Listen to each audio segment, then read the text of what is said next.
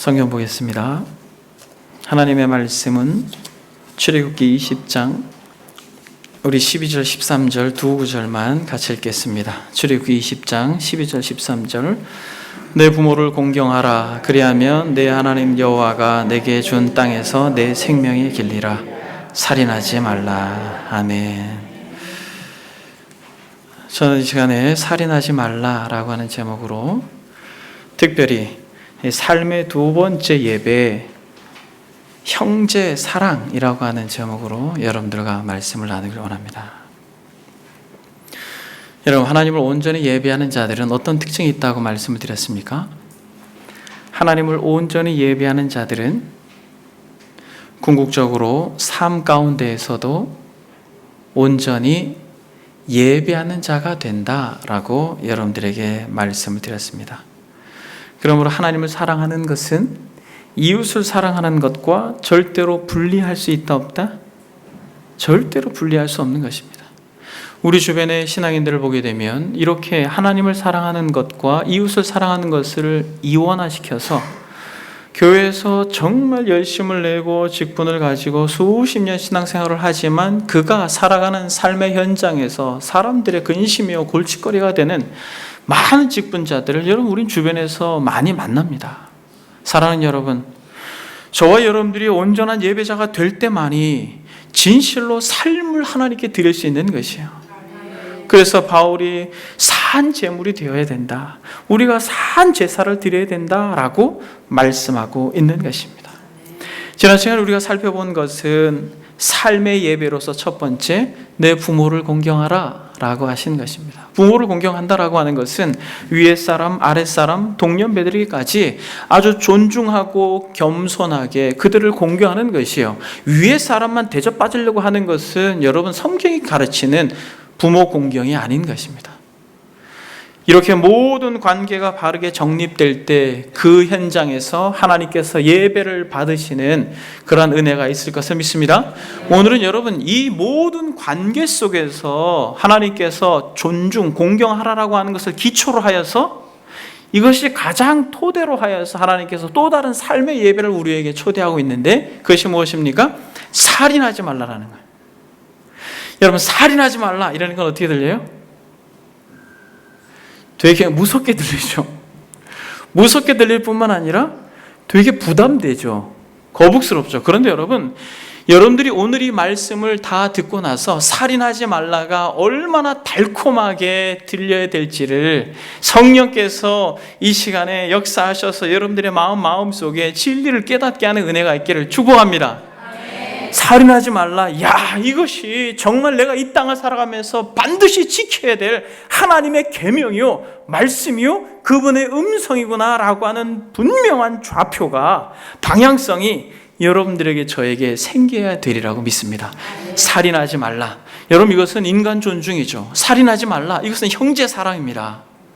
살인하지 말라. 이것은 적극적인 사랑이에요. 적극적인 사랑을 넘어서 자기를 죽이는 사랑입니다. 지금은 제가 이렇게 여러분들에게 말씀을 드리니까 잘 이해가 되지 않겠지만은 우리가 말씀을 마무리할 때 살인하지 말라라고 하는 것이 단순히 물리적으로 사람을 죽이는 것이 아니라 적극적으로 미워하지 아니하고 사랑하며 그 사랑이 정말 넘쳐 흘러서 나를 죽이면서까지 상대를 사랑하는 모습을 살인하지 말라라고 하는 이 음성 속에 담아내셨구나라고 하는 깨달음이 저와 여러분들에게 주어질 것입니다. 여러분, 살인하지 말라라고 하는 것을 한 주 내내 묵상하면서 여러분 정말 많은 내용들이 있는 것이에요.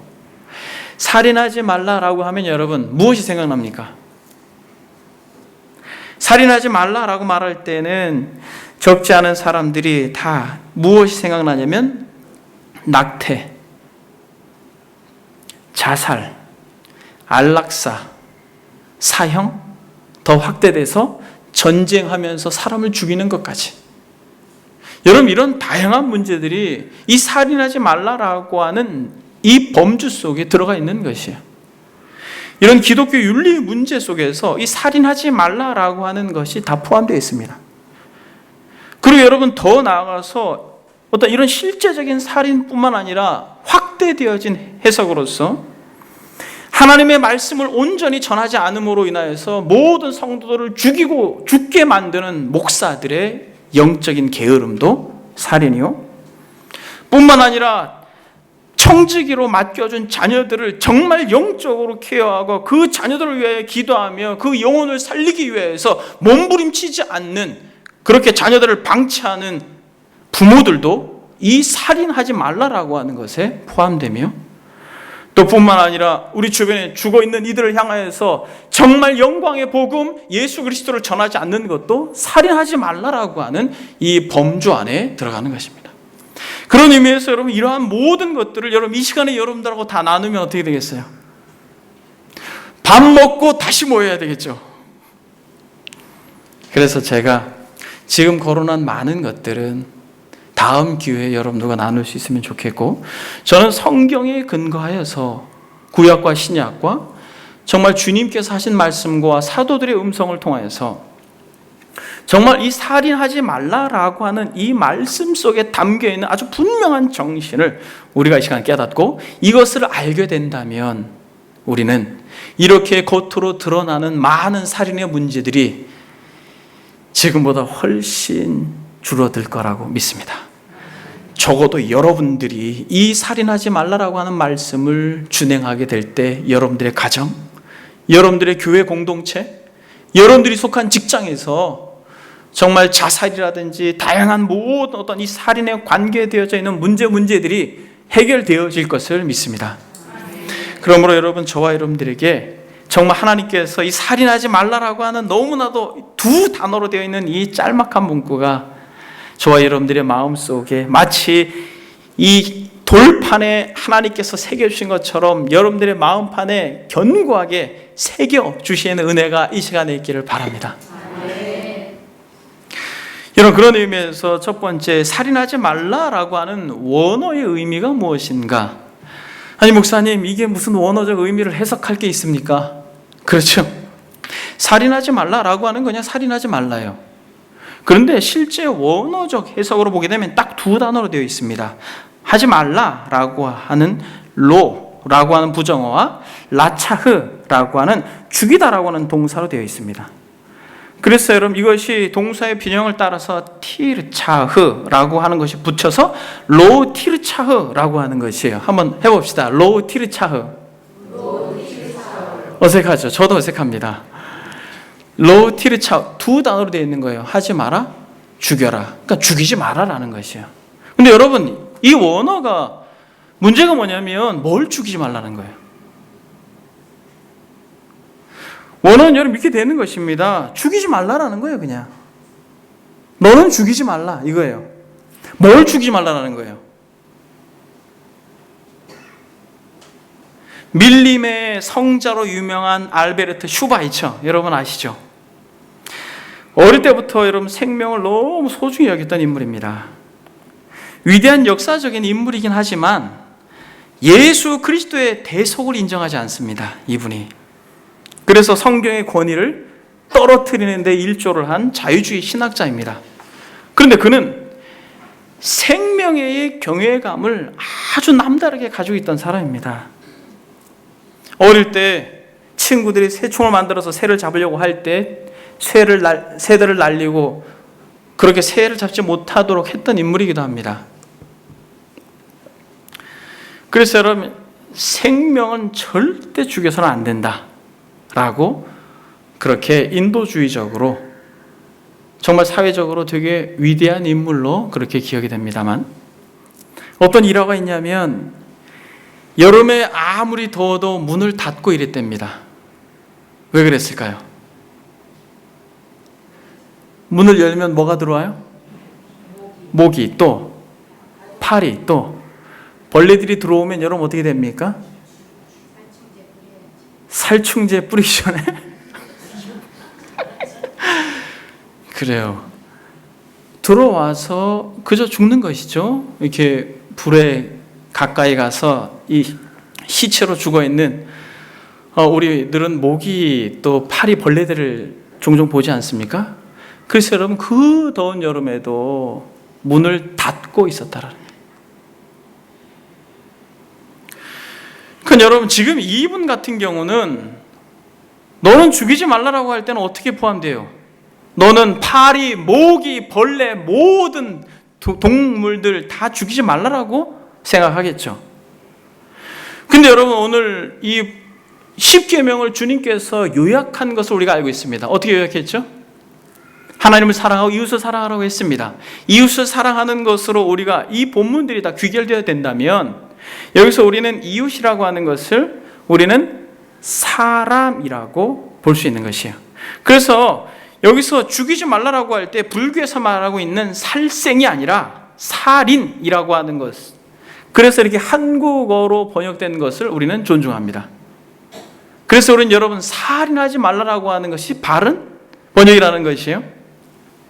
이 단어가 쓰여진 용례들이 모두 다 살인자, 살인이라고 표현되어 있습니다. 민수기 35장에 보면 고의로 살인죄를 범한 살인자는 생명의 속전을 받지 말고 죽일 것이다 라고 말할 때 이 살인자가 이 단어예요. 라차흐라고 하는 단어입니다.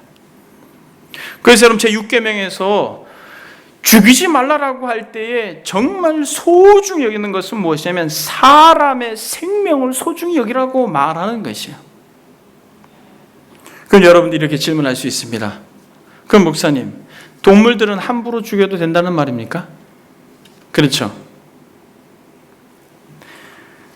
동물을 죽이면서 그것을 음식으로 썼던 때는 바로 창세기 9장의 노아 홍수 이후의 사건으로 우리가 거슬러 올라갑니다. 창세기 9장에 보게 되면 모든 산 동물은 너희의 먹을 것이 될지라 채소같이 내가 이것을 다 너희에게 주노라. 그러나 고기를 그 생명되는 피채 먹지 말 것이다. 이렇게 말합니다. 그러니까 실제로 노아가 방주로 들어가서 1년이 넘도록 홍수로 인하여 뱃속에 있을 때에 식물들이 다 죽죠. 채소들이 다 죽습니다. 먹을 것이 없어요. 그래서 하나님께서 정한 짐승을 더 많이 배에 태워가지고 방주에 태워서 그들의 먹을 거리로 삼는 것입니다. 이때 여러분 육식을 하게 됩니다만, 바로 이어서 성경은 뭐라고 말하냐면 내가 반드시 너희의 피 곧 너희의 생명의 피를 찾으리니 짐승이면 그 짐승에게서, 사람이면 사람의 형제면 그에게서 그의 생명을 찾으리라. 무슨 말이에요? 짐승의 피도 함부로 흘릴 때에는 그 피를 찾겠다라는 거예요. 사람도 그 피를 함부로 흘릴 때는 그 피를 찾겠다라는 것입니다. 그러면서 더 강조하고 있는 게 무엇이냐면 다른 사람의 피를 흘리면 그 사람의 피도 흘릴 것이니 이는 하나님이 자기 형상대로 사람을 지으셨습니다 라고 말하면서 피를 흘리는 문제에 있어서 더 궁극적으로 사람들의 피를 흘리게 된다면 절대로 안 된다라고 엄히 말씀하시면서 왜 사람을 함부로 죽여서는 안 된다고 이야기합니까? 자신의 형상대로 만들었기 때문에 라고 하는 것이에요. 볼륨 조금만 줄여주세요. 자신의 형상대로 만들었다라고 하는 것입니다.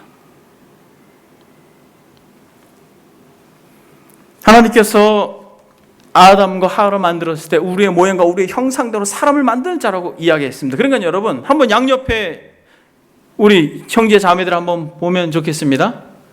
하나님의 형상대로 지음받은 것이에요. 여러분 보이십니까? 이분들 속에서 그 하나님의 무한한 지혜와 아름다움이 여러분 보이세요? 그래서 여러분, 우린 사람을 함부로 해서는 안 되는 것이에요. 절대로 사람을 함부로 해서는 안 되는 것입니다. 다른 사람의 피를 흘리면 그 사람의 피도 흘릴 것이니 이는 하나님이 자기 형상대로 사람을 지으셨기 때문이다 라고 말하는 것입니다. 이런 의미에서 동물들도 그 생명을 소중하게 여겨야 되지만은 동물과는 절대적으로 비교할 수 없는 인간이라고 하는 존재의 생명이 얼마나 중요한지 저와 여러분들이 살인하지 말라라고 하는 이 분명한 계명 속에서 여러분들의 마음 가운데 이런 깨달음이 있기를 바랍니다. 하나님의 형상대로 사람을 지으셨는데, 사랑하는 여러분, 전통에 의하면, 기독교적 전통에 의하면 하나님의 창조의 면류관이 뭐라고 말해요? 하나님의 창조의 면류관이 저와 여러분들이라고 말하는 것입니다. 인간이라고 말하는 것이에요. 그래서 여러분, 주님께서 거라사 땅에 갔을 때 귀신 들린 한 사람을 만납니다. 어떻게 합니까? 그 귀신한테 이름을 물어봐요. 너 이름이 무엇이냐? 그러니까 뭐라고 말합니까? 군대다, 그렇게 이야기하죠.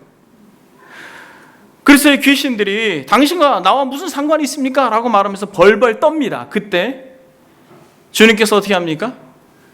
어디로 들어가라고 말이요? 돼지떼에게 들어가라고 말합니다. 돼지떼, 군대 귀신이기 때문에 돼지떼에 들어간 군대 귀신이 어떻게 돼요? 비탈길로 내려가면서 다 죽습니다. 근데 이 돼지가 몇 마리예요? 성경에는 2,000마리라고 되어 있습니다. 사랑하는 여러분, 생각해 보십시오.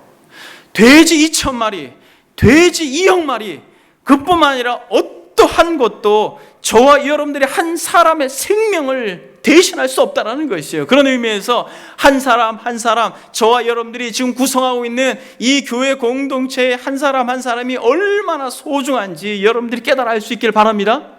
여러분, 우리 주변의 사람들이 소중한 것이에요. 너무너무 소중한 것입니다. 여러분, 우리가 생각할 때 우리와 맞지 않는 부분들이 있고 좀 다른 성격과 기질들이 있고 다른 배경에서 그렇게 다양한 가운데 있지만은, 사랑하는 여러분, 우리는 그들을 대할 때 모든 우리의 생각과 이념들, 개념들, 우리가 가지고 있는 어떤 선입견과 편견들을 다 내려놓고 한 사람 한 사람이 하나님의 형상으로 지음받은 아주 고결한 하나님이 소중한 아들, 딸이라고 하는 것을 여러분들이 믿음으로 바라볼 수 있기를 소망합니다. 그런 의미에서 다시 한번 보세요. 얼마나 소중해요. 얼마나 소중해요. 그래서 여러분, 이렇게 한 사람을 얼마나 소중히 여기는지 우리는 알아야 되는 거죠. 근데 지금 얼마나 소중한 분들이 모여 있어요, 여러분. 이 공동체는 어마어마한 것입니다. 근데 여러분, 이렇게 단순히 성경에 보게 되면 성경에서 살인에 대해서 말할 때 참 아이러니한 것은 무엇이냐면, 성경에서 살인에 대해서 말할 때 구약에서 보게 되면 살인한 자를 어떻게 하라고 말해요? 죽이라고 얘기해요. 여러분, 살인을 했어요. 그럼 살인한 사람 어떻게 하라고 말해요? 죽이라고 말해요. 사람이 이토록 소중한데 사람을 죽여요? 여러분, 전쟁이 일어나면 어떻게 해야 됩니까? 그냥 상대 적국의 총에 맞아 죽어야 됩니까? 그것 때문에 이단들이 군대를 안 가려고 하잖아요. 더 많은 희생을 최소화하기 위해서 방어해야 되는 것입니다. 그래서 정당 방위가 인정이 되는 거예요, 성경 속에서.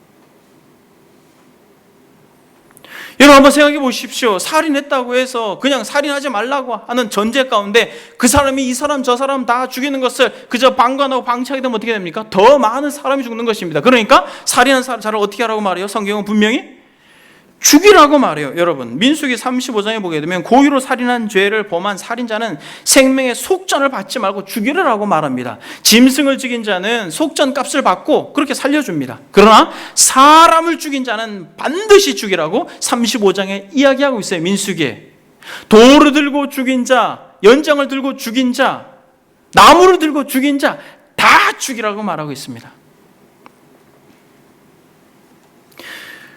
근데 여러분 보세요. 성경에 보게 되면 여러분들이 이렇게 생각할 거예요. 아니, 목사님, 성경에 민수기에 보게 되면 율법들을 자꾸 기록해 놓으셨는데 레위기서에서도 출애굽기에서도 십계명 포함해서 율법을 이야기하고 있는데 목사님, 너무 많이 죽이라고 그래요. 여러분, 혹시 그거 느낀 적 있으세요? 아니, 살인하지 말라고 그러고 하나님께서 너무 많이 죽이시는 것 같아요. 여러분, 어떨 때 죽입니까? 우상 숭배할 때 죽이라고 말하고, 하나님을 모독하거나 저주한 죄에 대해 죽이라고 말합니다. 그것이 하나님에 대한 죄를 진 사람들을 죽이라고 말하는데, 또 뿐만 아니라 사람에 대해서는 있잖아요. 5계명, 부모를 저주하거나 불순종한 죄를 지을 때 죽이라고 말합니다. 그렇죠? 우리가 지난주에 살펴본 것처럼.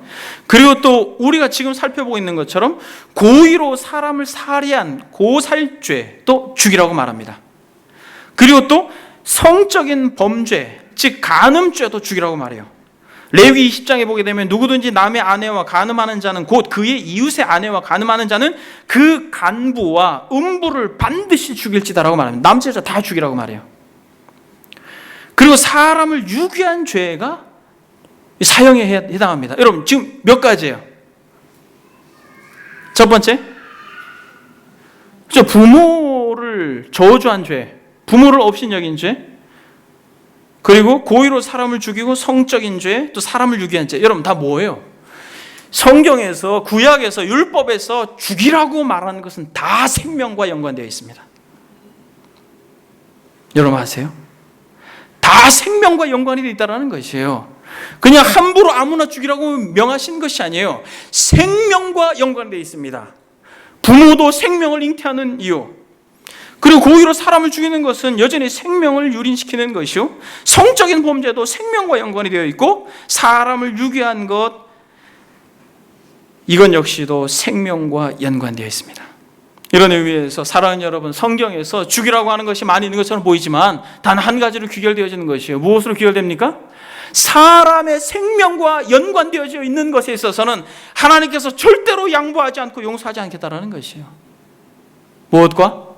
사람의 생명과 연관되어 있는 것은 절대로 양보하지 않겠다는 거예요. 죽여버리라는 것입니다. 이것이 성경이 말하는 이 살인에 대한, 생명에 대한, 사람에 대한 가치 기준인 것이에요. 여러분, 이것에서 우리 주님께서 확대 해석하죠. 신약 성경에 보면 어떻게 해석합니까? 살인하지 말라라고 하는 걸 주님께서 어떻게 해석해요? 마태복음 5장에 보게 되면 옛사람에게 말한 바 살인하지 말라, 누구든지 살인하면 심판을 받게 되리니 심판받게 되리라 하였다는 것을 너희가 들었으나 나는 너희에게 이르노니 형제에게 노하는 자마다 심판을 받게 되고 형제에 대하여 라가라 하는 자는 공회에 잡혀가게 되고 미련한 놈이라고 하는 자는 지옥불에 들어가게 된다. 여러분 무슨 말이에요? 주님께서 이 살인이라고 하는 것을 확대 해석하고 있습니다. 여러분, 단순히 사람을 물리적으로 죽이는 것만을 말하는 게 아니에요. 형제에게 노하는 자, 여기서 노한다라고 하는 건 뭐예요? 형제에게 마음속으로 분을 품고 있는 상태예요. 마음속으로 분을 품고 있는 상태도 여러분 살인죄라고 말하고 있는 것입니다. 그리고 형제에게 라가라라고 하는 자, 그 마음속에 분을 품고 있는 것이 입으로 튀쳐나와가지고 상대방을 불쾌하게 한 것, 여러분 이것마저도 살인죄라고 말하고, 또 미련한 놈이라고 말하면 지옥불에 들어간다라고 이야기하고 있습니다. 여러분, 주님께서 농담하고 계시는 것입니까? 여러분 한번 생각해 보세요. 주님께서 농담하고 있는 것이에요? 과장법을 쓰고 있는 것입니까? 여러분, 라가라라고 하는 게 뭐예요? 여러분, 어떤 분이 라가라라고 하니까 나가! 이게 라가라라고 그렇게 순 우리말로 문자적으로 해석을 하는 분이 계시더라고요. 여기서 라가라라고 하는 것은 히브리어 욕설입니다. 무슨 말이냐면 이 멍청한 놈아, 이 무가치한 놈아. 존 메가더 목사님 뭐라고 말하냐면 돌대가리야, 이 표현이라는 것이에요. 다르게 말하면 무시하는 것이에요. 그래서 여러분, 마음속에 있는 어떤 분노, 마음속에 있는 화, 이런 것들이 결국 라가라고 하는 말로 표출되어지고 더 격하게 미련한 놈이라고 그렇게 말하게 될 때 이것은 살인죄인데, 성경은 정확하게 뭐라고 말하냐면 그것이 지옥에 갈 죄라고 말해요. 여러분, 마음속에서 일어나는 것이 궁극적으로 어떻게 됩니까? 삶으로 드러나게 되는 것이죠. 여러분이 정말 목이 말라서 마음속으로 시원한 음료를 먹고 싶다라고 하면 여러분 어떻게 하세요? 시간 문제죠. 어떻게 합니까? 반드시 여러분들의 목을 축이죠. 마음속에서 정말 제가 미워, 제가 없었으면 좋겠어, 제가 죽어버렸으면 좋겠어 라고 하는 마음속에 그런 부정적인 분을 품고 있게 됐을 때는 어떻게 돼요? 그것은 죽인 거나 똑같다라는 것이에요. 여러분, 사람들이 그냥 사람을 죽입니까? 아니죠. 갈등의 구조 속에서 마음의 분이 일어나면 이 분이 입으로 표출되어지고, 입으로 표출되어졌을 때 손과 발로 물리적인 행사를 하게 되면 결국 그것은 살인이 되는 것입니다. 그래서 여러분, 요한은 요한일서 3장 15절에 그 형제를 미워하는 자마다 살인하는 자다라고 이야기합니다. 뭐라고 말합니까? 그 형제를 미워하는 자마다 뭐하는 자다? 살인하는 자다라고 이야기합니다. 야고보 사도는 뭐라고 말하냐면 3장 8절에 혀는 능히 길들일 사람이 없나니 쉬지 아니하는 악이요 죽이는 독이 가득하다라고 이야기합니다. 무슨 말이에요? 마음속으로도 사람을 죽이고 말로도 사람을 죽이는 것이에요. 죽이는 독이 가득하다고 말합니다. 입에서 나오는 말이 죽이는 독이 가득하다고 이야기하는 것이에요. 그래서 여러분, 마음뿐만 아니라 말뿐만 아니라 마음으로 사람을 죽일 수 있다라고 우리 주님께서 이것을 확대 해석하고 있는 것입니다. 마음과 말로 얼마든지 사람을 죽일 수 있다는 것이 성경적 가르침이에요. 그리고 실제로 여러분, 말 한마디로 인해서 목숨을 끊는 사람들이 적지 않게 있습니다. 정현종 시인이 있습니다. 여러분들이 잘 아시겠습니다만 그가 살인자라고 하는 시를 썼어요. 그 살인자라고 하는 시의 그 식규가 이렇습니다. 사람을 실제로 죽인 사람만이 살인자인가? 아닐 것이다. 예컨대 말 한마디, 눈초리 하나도 살인적일 수 있는 것이다. 어떤 거짓말은 살인적이고 어떤 진실도 살인적이다. 어떤 냉담도 그렇고 어떤 열정도 그렇다. 여러분, 이게 거짓도 살인적이지만 여러분, 진실을 말한다고 하는 것도 살인적이에요. 그리고 여러분, 냉담하면 무관심한 것도 살인이지만 전혀 앞뒤 좌우 생각하지도 않고 무조건 열정을 내는 것도 여러분, 그것도 살인적이에요. 사람을 실제로 죽인 사람만이 살인자가 아니다라고 말하는 거죠. 사람을 돌이나 나무나 연장으로 쳐 죽이지 않아도 수 없는 날들 속에서, 수 없는 관계 속에서, 수 없는 시간들 속에서 우리는 마음과 말로 사람들을 많이 죽였다라는 것을 인정하지 않을 수 없다라는 것이에요. 여러분, 이것은 제 이야기인 것입니다. 여러분들에게 말씀을 전하기 전에 저의 이야기예요. 마음속으로, 말로 우리의 삶의 여정 속에서 얼마나 많은 시간 살인을 범했는지 우리는 알아야 됩니다. 여러분, 성경은 이것을 어떻게 풀어내라고 말합니까?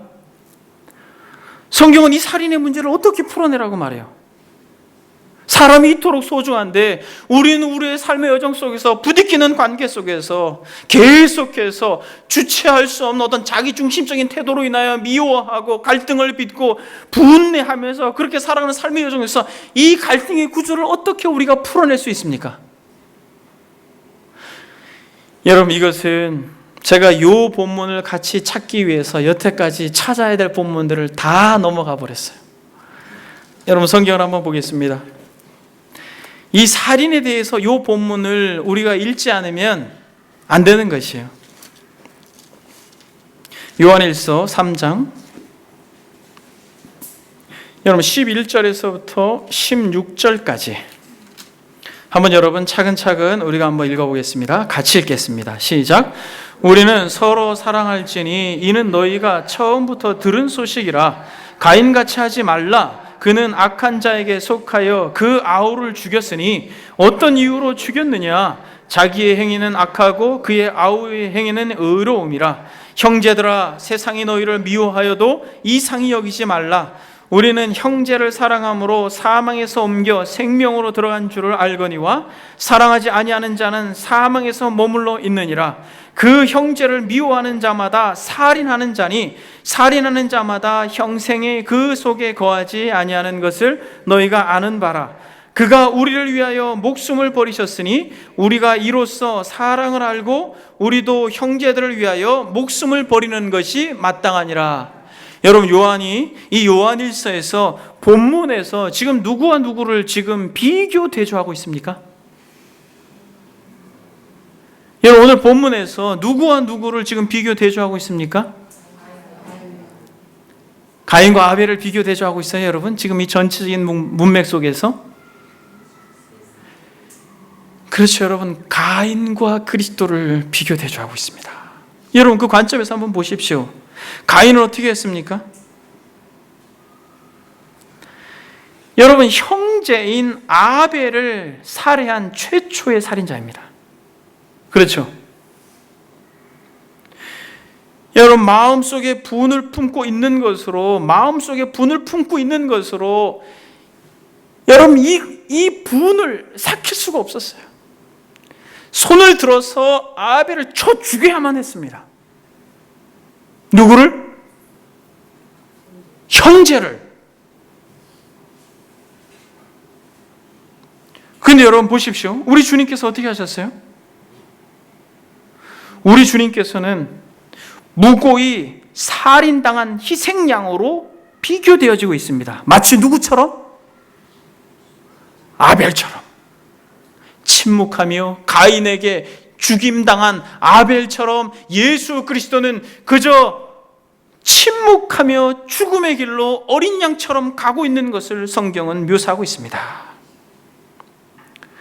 그가 우리를 위하여 목숨을 버리셨으니 우리가 이로써 사랑을 알고 우리도 형제를 위하여 목숨을 버리는 것이 마땅하다라고 이야기하고 있는 것입니다. 여러분 무슨 말입니까?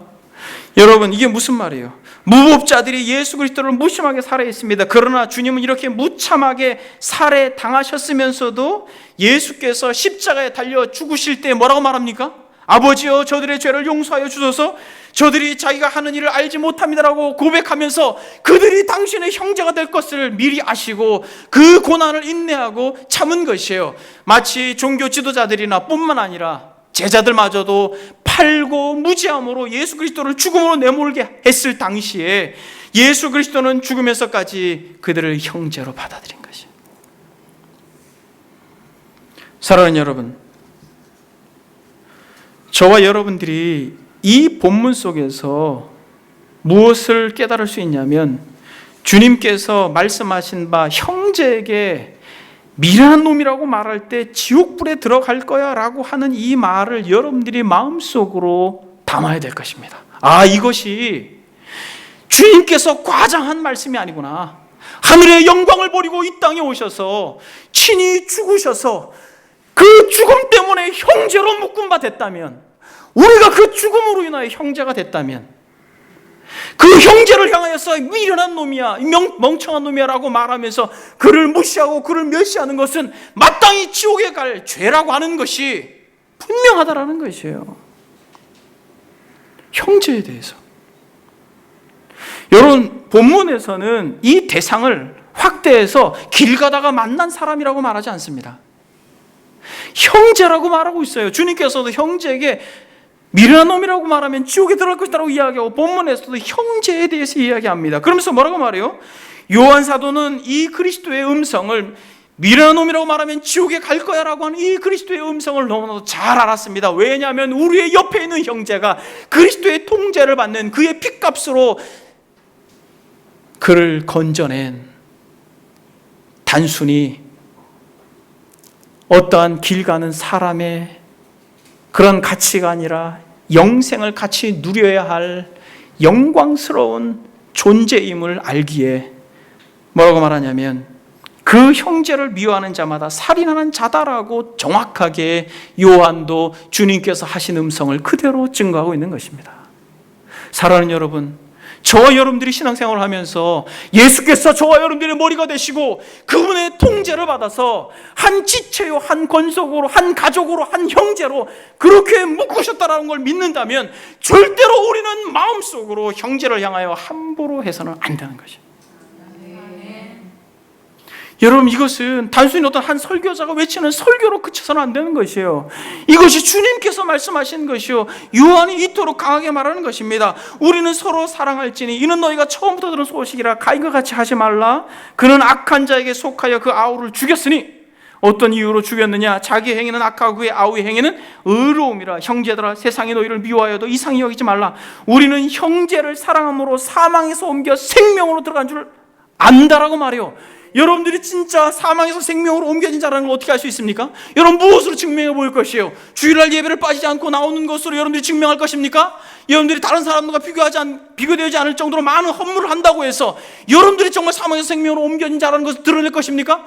여러분들이 수시간 기도한다고 해서 여러분들이 사망에서 생명으로 옮겨진 자라는 걸 드러내시렵니까?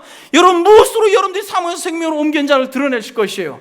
여러분 한 가지로밖에는 규명되지 않는 것입니다. 예수 그분이 피의 값으로 준 형제에 대한 태도가 저와 여러분들이 사망에서 생명으로 옮겨진 자인 것을 분명하게 드러내는 그런 시금석이 된다는 것을 여러분들이 절대로 잊어서는 안 되는 것이죠. 아버지여 저들의 죄를 용서하여 주옵소서. 자기들이 하는 일을 알지 못합니다. 그 형제를 미워하는 자마다 살인하는 자니 살인하는 자마다 영생이 그 속에 거하지 아니하는 것을 너희가 아는 바라. 그가 우리를 위하여 목숨을 버리셨으니 우리가 이로써 사랑을 알고 우리도 형제를 위하여 목숨을 버리는 것이 마땅하니라. 여러분, 지금 저와 여러분들에게 허락하시는 살인하지 말라라고 하는 이 계명이 어디로까지 확대되어지고 있습니까?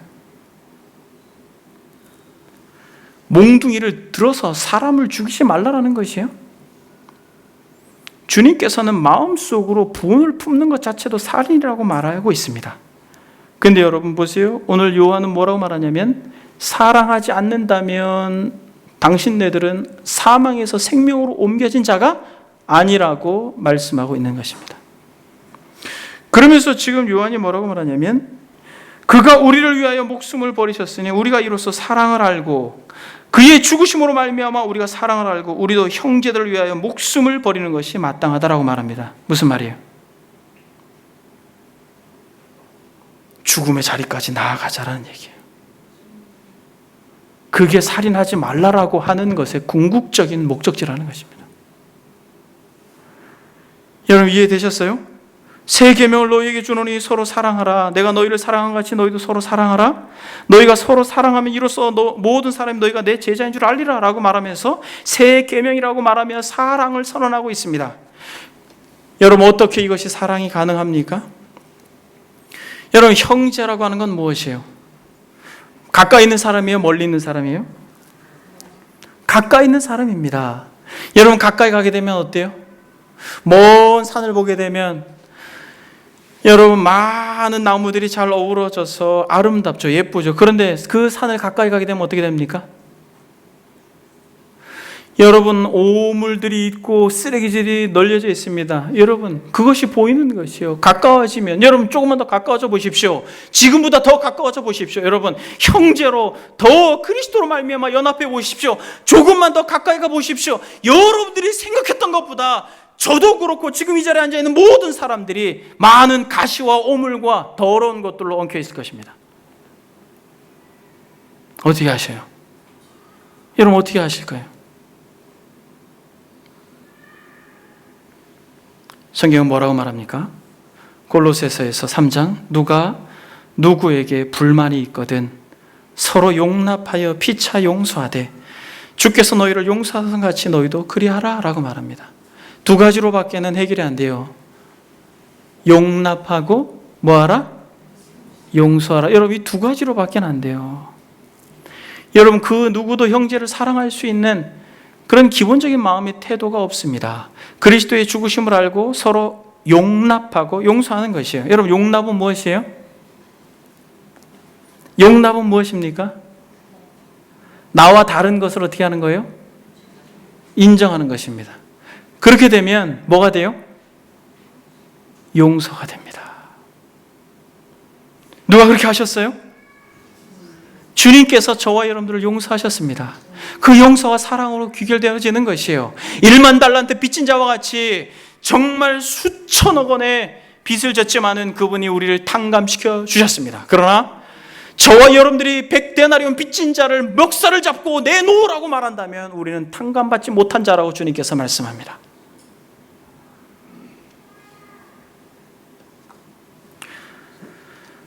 사랑하는 여러분, 살인하지 말라라고 하는 이 말씀이 여러분들에게 이 형제를 위하여 죽자라고 하는 말로 귀결될 수 있길 바랍니다. 여러분, 이스라엘 백성들이 이 살인하지 말라라고 하는 계명을 받을 때는 어떤 상태예요? 출애굽해서 시내산에서 어떤 종의 형태를 그대로 입고 있는 때입니다. 400년이라고 하는 애굽에서 종살이할 때 그들의 삶은 비인격적인 삶이었어요. 채찍으로 맞는 삶이었어요. 무시당하는 삶이었어요. 생명이 정말 생명이 업신여김을 받았던 그러한 삶이었어요. 여러분 그렇게 피해를 받은 자들이었습니다. 그들은 종으로 애굽에서 그렇게 인생으로서의 어떤 그런 존중을 받지 못했던 그런 삶을, 자유가 박탈되고 사람 취급을 받지 못했던 삶을 살았던 사람들입니다. 여러분, 그들에게 살인하지 말라라는 거예요. 그들에게 인간이 존중을 받아야 된다고 말하고 인간 존엄을 말하고 있는 것입니다. 생명이 귀하다고 말하는 것이에요. 여러분, 그것은 뭘 말하는 것입니까? 너희들이 가해자가 되지 말라라는 것이에요. 여러분, 한번 생각해 보십시오. 살인을 왜 하려고 합니까? 피해자가 됐기 때문에 그래요. 그렇죠? 여러분, 살인하지 말라라고 하는 것은 가해를 받은 자로서 그 가해받은 것을 그대로 갚으려고 하는 또 다른 가해자가 되지 말 것을 말하는 것이에요. 악순환을 끊을 것을 말하는 것입니다. 여러분, 저와 여러분들은 예수 그리스도 안에 머물기 전에 어떤 사람들이었어요? 여러분, 이 음성을 들어야 했던 출애굽한 이스라엘 백성들처럼 여러분, 죄와 허물로 죽었던 자들이에요. 전에도 우리는 다 그 가운데 우리 육체의 욕심을 따라 지내며 육체의 마음이 원하는 것을 하여 본질상 진노의 자녀였습니다. 저와 여러분들도 다 진노의 자녀였어요. 그래서 여러분, 우리는 본성적으로 복수하고 싶은 마음이 있어요. 업신여기고 싶은 마음이 있어요. 그 본성이 우리 안에 있는 것입니다. 여러분, 애굽 출애굽한 이스라엘 백성과 같이 우리도 진노의 자녀로 살았던, 그렇게 복수심에 불타는 마음으로 자기중심적으로 나만 위하며 살던 그런 본성이 여전히 남아있는 것이에요. 그러나 저와 여러분들이 말씀하시는 것입니다. 살인하지 말라라는 것입니다. 인간을 존중하기라는 것이에요.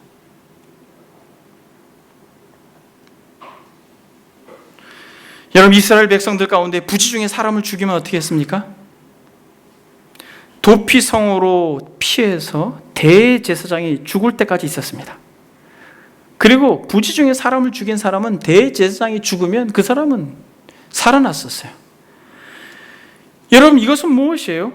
부지 중에 죽였지만은 자기 형제나 자매를 죽인 사람은 대신 복수하고 싶지 않겠어요? 그러나 도피성으로 숨어서 그 복수의 시간을 지나게 되면 이 악의 순환의 고리가 끊긴다라는 거예요. 대제사장이 죽음으로써 그 악의 순환의 고리가 끊긴다라는 거예요. 여러분, 누가 이런 삶을 사셨습니까? 여러분, 우리 주님께서 이 삶을 사셨어요. 여러분, 살기 등등해서 분노함으로 적개심으로 정말 마치 가인처럼 종교 지도자들이 예수님을 죽이려고 했습니다. 그러나 아벨처럼 주님은 죽으셨어요. 여러분, 이것은 이 분노의 사슬을 그리스도께서 끊으신 것입니다. 이게 용기라는 것이에요. 여러분, 너가 나한테 그래? 그럼 나도 너 갚아줄게 라고 하는 복수의 이 연결고리를 끊을 때 이것이 진정 여러분들이 그리스도의 제자라고 하는 것을 드러내는 것이라는 것이에요. 그가 우리를 위하여 목숨을 버리셨으니 우리가 이로써 사랑을 알고 우리도 형제를 위하여 목숨을 버리는 것이 마땅하다. 살인하지 말라라고 하는 말씀은 단순히 물리적으로 사람을 죽이지 말라라는 것이 아니라 용서하고 용납함으로 그 사람, 나와 다른 사람을 이해하면서 정말 그리스도께서 그 형제를 위해 죽기까지 하셨다라는 걸 닮아서 그를 위해 죽기로 결단하는 것이 살인하지 말겠다라는 것이에요. 여러분, 그런 마음이 준비되셨습니까?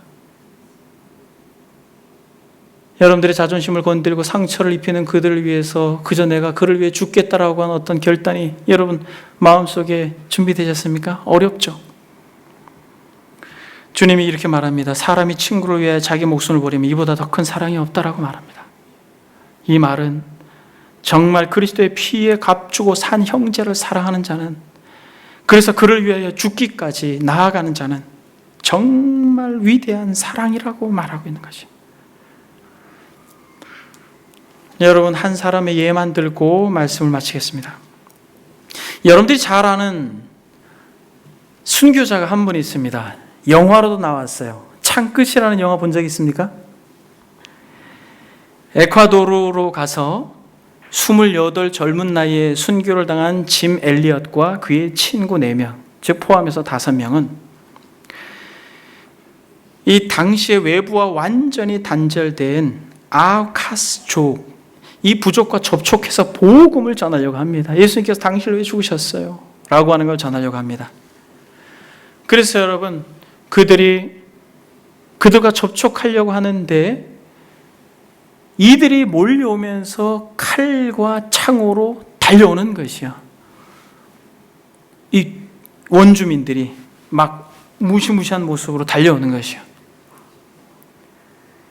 이때 짐 엘리엇이 총을 딱 꺼내 들어요. 총을. 그런데 여러분, 그 총을 그들한테 쏘지 않습니다. 그리고 그 창에 찔리고 그 칼에 베죠. 이 창끝이라고 하는 영화로도 나왔는데 이 영화의 이 장면은 정말 잊지 못하는 장면이에요. 저 사람을 죽이면 내가 사는 거예요. 총이 없었던 게 아니에요, 여러분. 그 부족의 공격에 정당 방해를 할 수 있었지만은 이 짐 엘리엇과 그의 동료 선교사들은 거기서 다 무참히 죽습니다. 결국 이 부족이 시간이 지나서 예수 그리스도를 영접합니다. 이런 모든 것들을 누가? 이 짐 엘리엇이라고 하는 아내가 기록으로 남겨놓습니다. 전능자의 그늘이라고 하는 책으로도 출판이 되었습니다만 여러분 주보에 보면 짐 엘리엇이 이렇게 말합니다. 사진 밑에 한번 보십시오. 결코 이뤄서는 안 될 것을 얻기 위해서 그가 결코 소유할 수 없는 것을 주는 사람은 바보가 아니다. 이게 무슨 말이에요? 형제를 얻기 위해서 나의 목숨을 버리는 것은 바보가 아니라는 것이에요. 그리고 여러분, 이 엘리자베스 엘리어트가 많은 사람들이 이들의 죽음을 칭송합니다. 그때 이런 글을 씁니다. 짐과 다른 네 선교사를 사람들은 영웅이나 순교자니 하며 칭송하고 있습니다. 그러나 저는 이에 동의하지 않습니다. 아마 돌아가신 그 5분도 이에 동의하지 않을 것입니다. 그리스도를 위하여 산다는 것과 그리스도를 위해 죽는다는 것이 그렇게 큰 차이가 나는 것입니까? 그리스도를 위하여 죽는다는 것은 그리스도를 위하여 사는 삶의 논리적 결과가 아닙니까? 사도 바울이 말했듯이 하나님을 위해 사는 것은 매일같이 내가 죽는 것이 아닙니까? 하나님을 위하여 산다는 것은 그리스도를 얻기 위하여 모든 것을 잃는 것을 의미하는 것입니다. 그럼으로써 우리의 생명을 얻기 위해 그 생명을 버리는 것을 말합니다. 여러분, 말씀을 정리하겠습니다. 저와 여러분들이 진실로 예수 그리스도를 머리로 하여서 그의 죽으심을 마음에 기리고 있다면 형제를 대하여 미련한 놈이라고 하는 것은 지옥에 가야 마땅할 죄입니다. 왜냐하면 머리 대신 그리스도를 욕하고 있는 것이기 때문에 그렇습니다. 머리 대신 그리스도를 저주하고 있는 것이기 때문에 그렇습니다. 율법서에서 하나님의 이름을 망령되이 부르는 저주하는 자들은 죽이라고 말한 것처럼 머리 대신 예수 그리스도와 함께 지체로 연결되어 있는 사랑하는 형제들을 향하여서 미련하게 말하는 것은 죽이는 것이에요. 그리스도를 죽이고 그 형제를 죽이는 것입니다. 우리는 세상의 가치로 사람을 함부로 대하지 않습니다. 단순히 살인 행위를 하는 것을 넘어서서 함부로 형제에게 말하지 않습니다. 그리고 마음속에 형제를 미워하지 않습니다. 오히려 사랑으로 덮고 용납하고 나와 다르다라는 걸 인정하고 용서합니다. 여러분, 이것은 죽음과도 같은 것이에요. 그러나 우리는 살인하지 말라라고 하는 이 긍정적인 마지막 귀결, 내 형제를 위하여 죽을 수도 있다라고 하는 그 각오를 우리가 이 시간 다지는 것입니다. 그러므로 형제들아, 내가 하나님의 모든 자비하심으로 너희를 권하노니 너희 몸을 하나님이 기뻐하시는 거룩한 산 제물로 드리라라고 하는 것이에요. 무엇을 하라는 것이에요? 제물이 되라는 것입니다. 죽자라고 하는 것이에요. 마치 최초의 순교자 아벨과 같이 아벨이 담아내고 있는 모형 예수 그리스도와 같이 저와 여러분들이 진짜 믿는 자라면 우리가 주님과 같이 죽자라는 것이요. 여러분, 그럴 용기가 있습니까?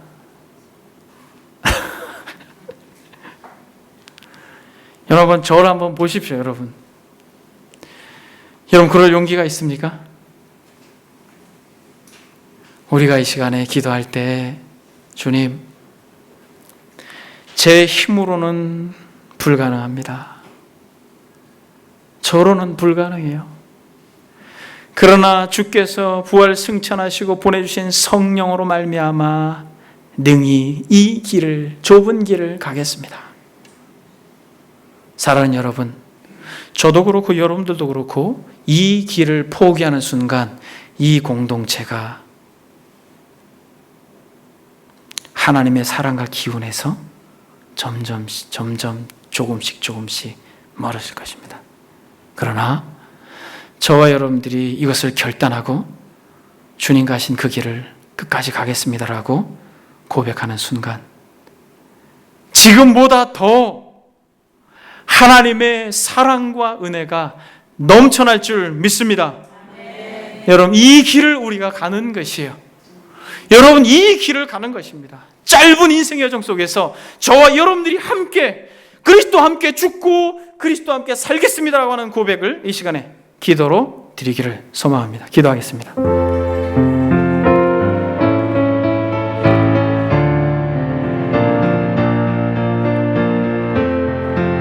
거룩하신 하나님 아버지, 사람들이 친구를 위하여 자기 목숨을 버리면 이보다 더 큰 사랑이 없나니 너희는 내가 명하는 대로 행하면 곧 나의 친구라. 주님, 그러므로 형제들아, 내가 하나님의 모든 자비하심으로 너희를 권하노니 너희 몸을 하나님이 기뻐하시는 거룩한 산 제물로 드리라. 이는 너희가 드릴 영적 예배니라. 주님, 아벨이 형에게 그렇게 주고 그리스도께서 그렇게 주어간 것처럼 주님, 우리가 정말 예수님을 믿는 자로 주께서 원하시는 대로 하늘의 미리 땅에 떨어져 죽음으로 많은 열매를 맺는다고 하신 그 음성을 따라 주님, 우리가 죽는 것이 무엇인지 배우겠습니다. 죽는 것이 무엇인지 주님 배우겠습니다. 주님, 가르쳐 주십시오. 아버지 하나님이여, 부족한 종에게서부터 살아가는 모든 권속들에게 이르기까지 주께서 허락하신 이 귀한 진리의 음성 앞에 교만하지 아니하고 겸손함으로 주와 함께 죽기로 결단하는 인생들이 되어서 정말 하나님의 사랑이, 하나님의 은혜가 말할 수 없이 넘치는 아름다운 공동체,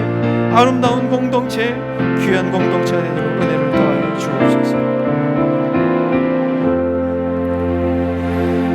그러므로 형제들아, 내가 하나님의 모든 자비하심으로 너희를 권하노니 너희 몸을 하나님이 기뻐하시는 거룩한 산 제물로 드리라. 이는 너희가 드릴 영적 예배니라. 주님, 참으로 여전히 우리 자아가 살아서